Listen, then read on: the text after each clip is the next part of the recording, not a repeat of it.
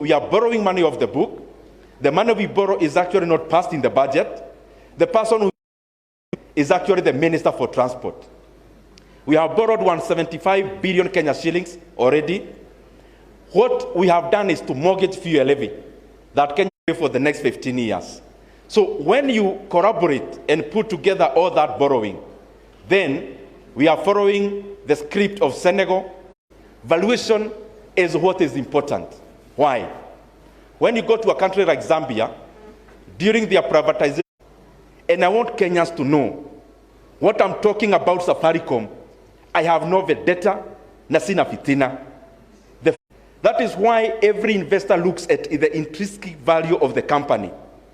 And if you look at all the other investors in the world, including Berkshire Hathaway, and you sell it at 23 billion, is that what you are telling us, the National Treasury? Now, by then, it was valued at 1.8 trillion Kenya shillings. They have now already invested in Ethiopia, and the market in Ethiopia is already responding.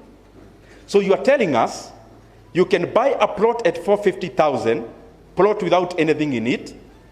You build a flat in it. You start collecting rent. Then after 4 years, you sell the plot and the flat together for 340,000.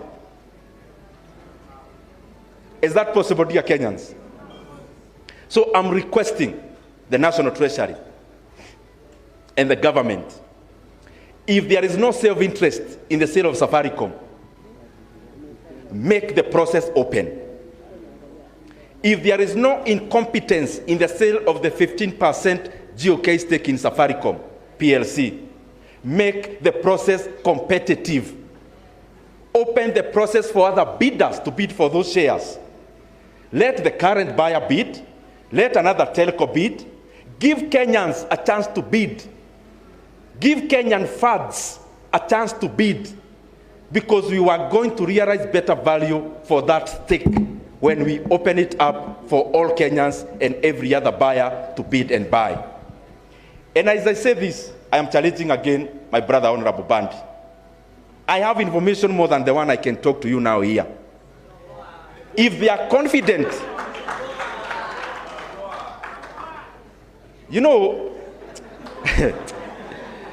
I am seeing them talking about market prices. Market prices, market prices. Now, US government, you already come in public earlier this year. As the National Treasury, if you look at some of the interviews the CS for the National Treasury has done on TV, he has been on TV saying, we are very desperate. We need to raise money. You've already sent a signal to any buyer that you are desperate. Then you go to a negotiating table, you've already blooded yourself here, desperate, and then you go to a negotiation, and in that negotiation, and I want to make it very clear, there were people who purported to represent the government of Kenya in the sale of Safaricom PLC. People who are not government employees participated in the negotiations of the sale of the 15% stake. And the same people, there are things they do with the buyers. So Kenyans are getting a raw deal for personal reasons. And I want to make it clear, this cannot be allowed to happen. Because we can get much more. There are lawyers in this hall. In a negotiation or in a transaction, there is something called conditions precedent. If, you know, the reason why I am pitying my brother, the CS of National Treasury, is that he's just a spokesman for this deal. He was actually not in the negotiations. And if you want to challenge me, I am ready, because I know. Wacha nimaliza na kitu ya mwisho. Wacha nimaliza na kitu ya mwisho. As we do the kind of things we are doing, it is important to know that there is something we are calling infrastructure fund. Infrastructure fund is two things. Forget about all the other things.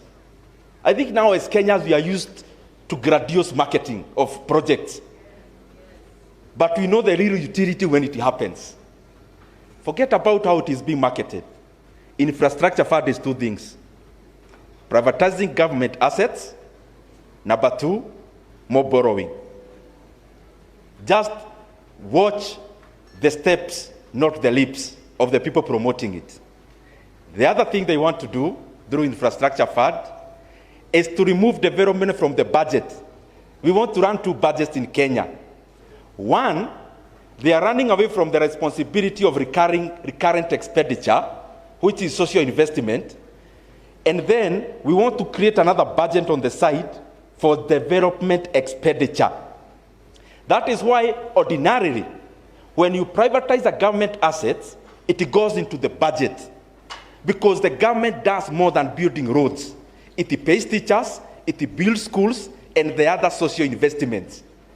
Now, the government wants to run away from the social investments, create an infrastructure fund to privatize more, but after privatizing, to use that money to borrow more.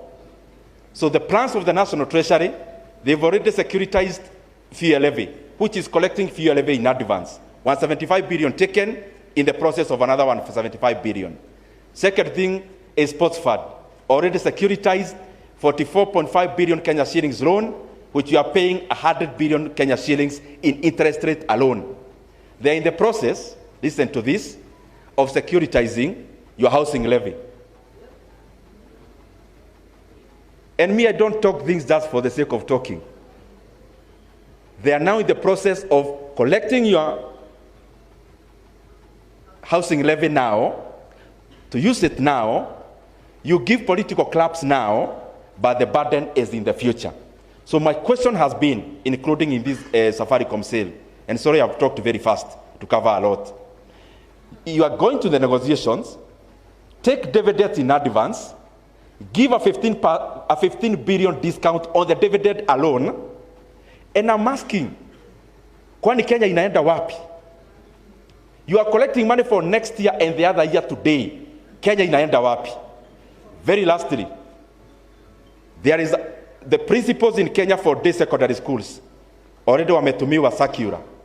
The government want to increase day secondary school fees from January.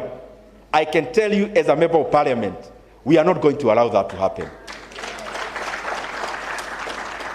They have already cut capitation by 9,370. Na ya mwisho, confirmation of JSS in tons is an issue that we must not continue talking about in meetings.